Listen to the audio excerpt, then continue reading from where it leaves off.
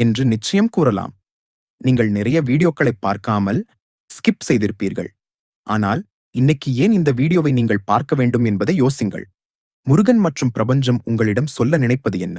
அதைப் பற்றி பார்ப்பதற்கு முன் மனதார ஓம் முருகா என்று சொல்லி அருள்பாதை சேனலை சப்ஸ்கிரைப் லைக் செய்து கொள்ளுங்கள்.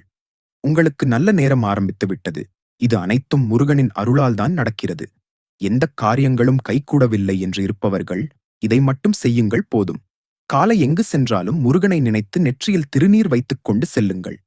நீங்கள் நினைக்கலாம், திருநீர் வைத்தால் எல்லாம் மாறிவிடுமா என்று. இதற்கு ஒரு உண்மை கதை இருக்கிறது.